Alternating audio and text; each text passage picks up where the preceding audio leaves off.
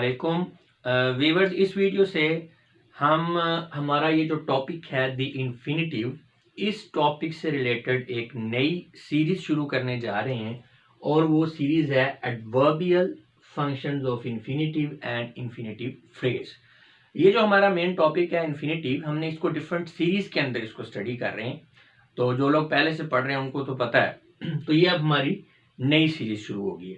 अब इसमें इस सीरीज का ये पहला पार्ट है, ठीक है। और चूंकि हम बात कर रहे हैं इन्फिनिटिव और इन्फिनिटिव फ्रेज की, तो इसी टॉपिक के अंदर यानी ये जो सीरीज है इसका ये सब टॉपिक आप कह लें functions of infinitive phrase. Basically हम इन्फिनिटिव फ्रेज के फंक्शंस को डिस्कस कर रहे हैं और इसका ये पहला पार्ट है। इसके 3 पार्ट है, ए बी एंड सी। तो ये पहला पार्ट है। तो अभी हम फिर लिहाजा स्टडी कर रहे हैं इन्फिनिटिव ऑफ पर्पस, यानी हमारा जो टॉपिक है आप कह सकते हैं वीडियो के लिहाज से आप कहेंगे कि हम स्टडी करने जा रहे हैं इन्फिनिटिव ऑफ पर्पस को। लेकिन आपको ये पता होना चाहिए कि जो इन्फिनिटिव ऑफ पर्पस कहाँ पे आ रहा है। इन्फिनिटिव की हमारी ये वाली जो सीरीज है उसके अंदर ये जो फंक्शन ऑफ इन्फिनिटिव फ्रेज का पहला जो पार्ट ए है उसके अंदर हम इसको स्टडी कर रहे हैं और इसी तरह स्टेप बाय स्टेप हम मूव करेंगे जी।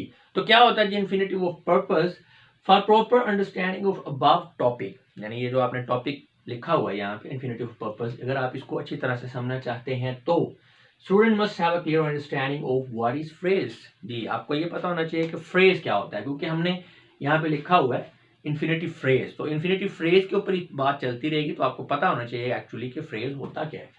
और अगर आपको नहीं पता तो visit the relevant video to learn this topic, link share. जी डिस्क्रिप्शन के अंदर लिंक दे दिया गया, तो आप इस लिंक पे जाके जान सकते हैं कि फ्रेज होता क्या है, सेंटेंस क्या होता है, क्लॉज क्या होता है, ये सारी चीजें आपको पता होनी चाहिए। नेक्स्ट है students must also know that an infinitive phrase may function like adverb, noun and adjective। जी तो जो आपका infinitive phrase है ये फंक्शन कर सकता है किस तरह से, ये एडवर्ब के तौर पे भी रोल प्ले करता है, ये नाउन के तौर पे भी रोल प्ले करता है और एडजेक्टिव के तौर पे भी रोल प्ले करता है। लेकिन यहाँ पे स्पेसिफिकली हम किसकी बात कर रहे हैं, एडवर्बियल फंक्शंस की। तो लिहाजा however no we are starting with adverbial function of infinitive and infinitive phrase। of course हम जो इसका नाउन फंक्शन है या एडजेक्टिव फंक्शन है इसको भी स्टडी करेंगे, लेकिन पहले अभी हम एडवर्बियल फंक्शन पे बात कर रहे हैं। ये जो सीरीज है उसके बाद नेक्स्ट सीरीज में हम इसका नाउन वाला फंक्शन देखेंगे और फिर हम उससे अगली सीरीज में एडजेक्टिव वाला फंक्शन देखेंगे जी। तो अब चूंकि बात हो रही है एडवर्बियल फंक्शन की, तो चले आते हैं जी अपने मुद्दे की तरफ। Adverbial functions of infinitive and infinitive phrases. Student must try to learn that an infinitive phrase like an adverb may modify verb, adjective and entire sentence। आपको पता है कि adverb क्या करता है, ये modify करता है किसी adjective को, किसी verb को या another adverb को। तो यहाँ पे ये जो आपका infinitive phrase है, हम चूंकि इसका adverbial function देख रहे हैं, तो लिहाजा ये बिल्कुल एक adverb की तरह किसी वर्ब को भी मॉडिफाई कर सकता है और किसी एडजेक्टिव को भी और एक एंटायर सेंटेंस को भी मॉडिफाई कर सकता है जी। तो बात जो कि हम कर रहे हैं एडवर्बियल फंक्शन की, तो हमें थोड़ा सा रिवाइज करना होगा अपने जो है एडवर्ब के कॉन्सेप्ट को कि ये होता क्या है। And adverb is a part of speech which modifies a verb, adjective and other adverbs. तो ये एक ऐसा पार्ट ऑफ स्पीच है जो मॉडिफाई करता है किस वर्ब को, एडजेक्टिव को और दूसरे कोई और इसके अलावा एडवर्ब सेंटेंस के अंदर यूज हुआ तो उसको भी ये मॉडिफाई करता है। सेंटेंसेस में हम एग्जांपल्स की मदद से इस चीज को क्लियर कर लेते हैं ताकि आगे चलकर आपको कंफ्यूजन ना हो एडवर्ब फ्रेज के हवाले से जी। ही वर्क स्लोली, अब वर्क क्या है, ये है आपका वर्ब है मेन। ही वर्क्स, वो काम करता है, किस तरह से करता है, स्लोली, आहिस्ते से। तो यहाँ पे स्लोली आपका एडवर्ब है और ये किसको मॉडिफाई कर रहा है, वर्ब को, जो कि आपका वर्ब है। नेक्स्ट सेंटेंस देखें, this is very beautiful girl, ये बहुत ही खूबसूरत लड़की है। अब यहाँ पे ब्यूटीफुल क्या है, एडजेक्टिव, क्योंकि ये नाउन गर्ल को क्या कर रहा है, क्वालिफाई कर रहा है। अब ब्यूटीफुल को मॉडिफाई क्या चीज कर रही है, वेरी। तो जो चीज एडजेक्टिव को मॉडिफाई करती है उसे हम क्या कहते हैं, एडवर्ब। तो यहाँ पे वेरी आपका एडवर्ब है जो कि मॉडिफाई किसको कर रहा है, एडजेक्टिव को। नेक्स्ट देखें, he works very slowly, slowly क्या है, ये ऊपर वाला सेंटेंस, ये आपको पता है एडवर्ब है। तो वेरी स्लोली बहुत ज्यादा ही आसानी से, तो वेरी आपके एडवर्ब को ही मॉडिफाई कर रहा है, तो लिहाजा ये फिर आपका एडवर्ब ही है। तो यहाँ पे क्या है, एडवर्ब मॉडिफाइंग अनदर एडवर्ब। तो ये 3 तरीकों से आप देख सकते हैं कि जो आपका एडवर्ब है वो एडवर्ब को भी क्वालिफाई मॉडिफाई कर रहा है, वर्ब को भी कर रहा है और एडजेक्टिव को भी कर रहा है। In this video, we shall try to learn only the adverbial function of infinitive phrase या infinitive when it modifies a verb। जी, तो ये बताने का मकसद आपको ये है कि हम चूंकि adverbial function पढ़ रहे हैं इसका infinitive phrase का, तो ये modify कर सकता है जी verb को, adjective को या दूसरे adverb को भी। लेकिन इस वीडियो में स्पेसिफिकली ये जो आपका infinitive of purpose है, इसमें हमने एडवर्बियल फंक्शन देखना है इन्फिनेटिव ऑफ फ्रेज का, जिसमें ये वर्ब को मॉडिफाई करता है। थोड़ा कॉम्प्लेक्स हो गया, उम्मीद है कि आपको समझ आ रही होगी, कोशिश तो कर रहा हूं मैं कि ये 3 तरह के फंक्शन आपका एडवर्बियल फ्रेज जो है वो परफॉर्म कर सकता है, लेकिन यहाँ पे इस वीडियो में हमने जस्ट इसको देखना है जब ये वर्ब को मॉडिफाई करता है। ठीक है, चूंकि हमारा टॉपिक जा रहा है इन्फिनेटिव ऑफ पर्पस। जी, तो अब हम आते हैं ये इन्फिनेटिव ऑफ पर्पस की तरफ। An infinitive which is used to denote some purpose or and result in a sentence by modifying the verb present in it is called as infinitive of purpose। तो पहली बात तो यह है कि infinitive होगा तो वो modify कर रहा है verb को, पहली तो बात ये है। ठीक है, वो verb को modify कर रहा है, सही है। और इसके modify करने से होता क्या है कि sentence के अंदर कोई कोई पर्पस या कोई रिजल्ट वो जाहिर होता है। यानी ये एक ऐसा इन्फिनेटिव जो किसी पर्पस को या रिजल्ट को या दोनों को किसी सेंटेंस में जाहिर करे। कैसे जाहिर करे? वर्ब को मॉडिफाई करके। तो ऐसे इन्फिनेटिव को हम क्या कहते हैं? Infinitive of purpose. तो सादा लफ्जों में अगर हम बात की जाए, in other words we may say when an infinitive or infinitive phrase like an adverb modifies a verb it is called as infinitive of purpose. तो सिंपली जब आपका इन्फिनेटिव या इन्फिनेटिव फ्रेज किसी एडवर्ब की तरह वर्ब को modify कर रहा है किसी सेंटेंस के अंदर, तो इस इन्फिनेटिव को हम क्या कहेंगे? Infinitive of purpose.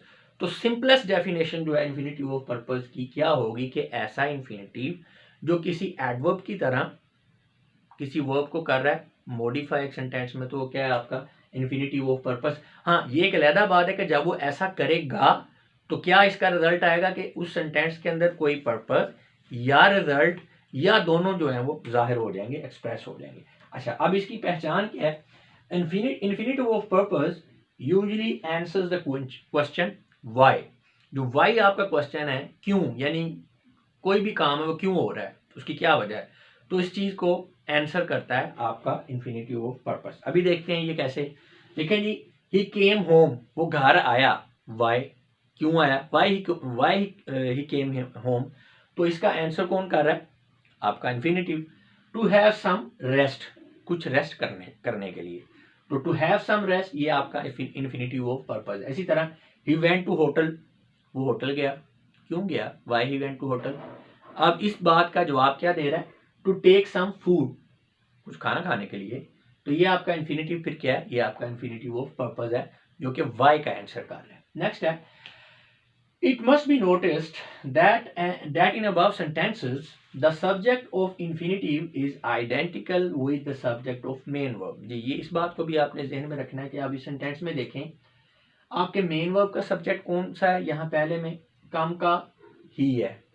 To have some rest, rest किसने करना है? तो इन्फिनेटिव का जो सब्जेक्ट है वो भी ही है, क्योंकि रेस्ट ही नहीं करना है। इसी तरह वी वेंट टू होटल, अब वेंट का कौन सा है सब्जेक्ट? वी है।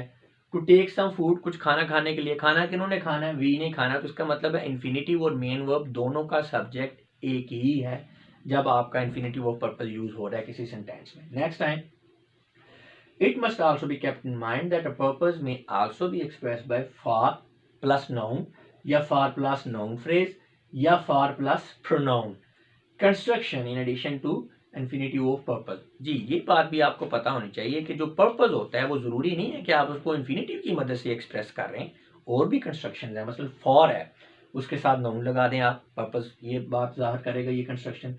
फॉर के साथ नाउन फ्रेज है या फॉर के साथ आपने प्रोनाउन लगा दिया तो तभी पर्पस शो हो रहा है। एग्जांपल्स देख लेते हैं। आई वेंट, मैं गया, किस लिए गया? फॉर मीटिंग, मीटिंग के लिए। अब ये फॉर और नाउन हमने मिला दिए। इसी तरह आई एम सर्चिंग, मैं तलाश कर रहा हूँ। भाई क्या तलाश कर रहा हूँ या क्यों तलाश कर रहा हूँ? फॉर रिजल्ट, रिजल्ट के लिए या रिजल्ट की तलाश कर रहा हूँ, तब फॉर ये वाली कंस्ट्रक्शन आ गई, फॉर प्लस नाउन। अच्छा नेक्स्ट है द ऑफिशियल्स केम, ऑफिशियल्स आए, क्यों आए? फॉर हिम, उसके लिए। हिम अब क्या है? प्रोनाउन, तो ये फॉर एंड प्रोनाउन वाली कंस्ट्रक्शन यूज होगी और इन तीनों सेंटेंसेस में आप देख सकते हैं कि पर्पस एक्सप्रेस हो रहा है। नेक्स्ट है more over phrase in order to may also be used to express purpose in place of to infinitive, but it is rather formal and more emphatic as compared to infinitive। जी, तो हम बात कर रहे हैं कि purpose को हम to infinitive के अलावा भी एक्सप्रेस कर सकते हैं। उसमें एक तरीका तो ये मैंने आपको बताया कि ये कंस्ट्रक्शंस है। इसके अलावा एक फ्रेज है हमारे पास, इन ऑर्डर टू। उर्दू में अगर इसको करें तो हम कह सकते हैं के लिए, ठीक है ना, ये इस मकसद के लिए या इस लिहाज से। तो अब ये भी आप यूज कर सकते हैं टू इन्फिनेटिव की जगह, लेकिन जब आपने इन ऑर्डर टू यूज करना है तो ये बड़ा फॉर्मल होगा, और जब आपने एम्फेसाइज करना है किसी चीज को तो फिर आप इसको यूज करेंगे, क्योंकि इसकी जो टोन है वो एम्फेटिक है, ठीक है, यानी जोर देने वाली इसकी टोन है। जैसे कि अब ये दो सेंटेंसेस को आप कंपेयर करें, he came home to have some rest, वो घर आया कुछ रेस्ट करने के लिए। अब यहाँ पे हमने इन्फिनेटिव टू इन्फिनेटिव को यूज किया है पर्पस को एक्सप्रेस करने के लिए। इसी सेंटेंस की दूसरी फॉर्म देखें, he came home in order to have some rest, वो घर आया कुछ रेस्ट करने के लिए। अब दोनों सेंटेंसेस का ट्रांसलेशन सेम है, लेकिन नीचे वाला जो सेंटेंस है उसमें हमने टू इन्फिनेटिव की जगह इन ऑर्डर टू ये फ्रेज यूज कर लिया है। अब इससे क्या हो गया, हमारा सेंटेंस जो है बहुत ज्यादा फॉर्मल हो गया है और इसमें थोड़ी जो है एम्फेटिक टोन भी आ रही है, लिखा भी हुआ है मैंने, मोर फॉर्मल एंड एम्फेटिक। अच्छा, in some cases the purpose and result are closely associated. अच्छा, ये भी आपको ध्यान में रखना चाहिए कि कुछ ऐसे सिचुएशंस भी होती हैं कि जो आपका पर्पस होता है और जो उसका रिजल्ट होता है वो बड़े करीब करीब होते हैं। मसलन I am struggling very hard, मैं जी बड़ी मेहनत कर रहा हूँ। पर्पस क्या है जी इस चीज का? पर्पस ये है, I am struggling very hard these days, इसका क्या पर्पस है? इसका पर्पस ये है इन ऑर्डर टू कह लें या सो एज टू कह लें, इन ऑर्डर टू या so as to be successful in the end. तो पर्पस ये है कि आखिर में मैं कामयाब हो जाऊं। अच्छा, पर्पस का रिजल्ट क्या आएगा? वो भी कामयाब होना ही होगा। तो इसका मतलब है पर्पस एंड रिजल्ट जो है ये बड़े क्लोज आ गए, यानी उसका पर्पस जो है वो क्या है, वो कामयाब होना है, और रिजल्ट क्या आएगा, रिजल्ट पे वो कामयाब हो जाएगा। तो दोनों चीजें सेम है। अच्छा नेक्स्ट है when an infinitive of purpose modifies the entire sentence, it is usually placed at the start of the sentence। ये हमने पहले भी बात की थी कि जो आपका infinitive of purpose है वो किसी पूरे के पूरे सेंटेंस को भी मॉडिफाई कर सकता है। तो अगर ऐसा करेगा तो फिर उसको हम स्टार्ट में लेंगे, ये ध्यान में रखना। जैसा कि in order to achieve success you should work hard. अब ये in order to achieve success है, ये आपका इन्फिनिटिव ऑफ पर्पस जो है, ये आपका फ्रेज ये क्या कर रहा है, इस पूरे सेंटेंस को मॉडिफाई कर रहा है। जैसा कि इसको अकेले को देखें, यू शुड वर्क हार्ड, आपको मेहनत करनी चाहिए। क्यों करनी चाहिए भी? वाई। अब इस वाई का जवाब क्या दे रहा है? ये पूरे को पूरा infinitive phrase in order to achieve success. इसी तरह यानी टू अचीव सक्सेस आप कह लें, आपने हमें से पहले ले आए। इसी तरह take care of your health, अपनी हेल्थ की केयर कीजिए। क्यों की करेंगी? इसका जवाब ये दे रहा है in order to maintain happy life, तो एक अच्छी खुशगवार जिंदगी गुजारने के लिए, बरकरार रखने के लिए। इसका मतलब है जब आपका इन्फिनिटिव ऑफ पर्पस पूरे सेंटेंस को मॉडिफाई कर रहा है तो आपने उस इन्फिनिटिव ऑफ पर्पस को उस सेंटेंस से पहले रखना है, इस बात को नहीं भूलना आपने। अच्छा नेक्स्ट है जी, it may be observed that in above sentences infinitive of purpose is modifying the entire sentence, that's why it is placed in front of the sentence। अच्छा, ये बात तो हो गई है कि जब आपका ये इन्फिनिटिव फ्रेज जो है ये पूरे सेंटेंस को मॉडिफाई कर रहा है तो आपने इसे उससे पहले लिखना है। तो आप देख सकते हैं यहाँ पे ऐसा ही हुआ है। लेकिन ये हमारा वीडियो कंप्लीट हो गया है। अब सेकंड पार्ट के अंदर हमने फंक्शन ऑफ इन्फिनिटिव फ्रेज बी देखेंगे और उसमें भी सीरीज यही चल रही होगी, ठीक है। तो इस ये जो हमारा तरीकाकार है या जो तरतीब बनी हुई है इसको भी आपने जहन में रखना है, क्योंकि अगर आपकी ये गड़बड़ होगी तो फिर आप फॉलो नहीं कर पाएंगे लेक्चर्स को ना। वो जो हमारा एक कोर्स चल रहा है एक रिदमिक, तो स्टेप बाय स्टेप लर्निंग हो रही है, वो आप उससे चूक जाएंगे।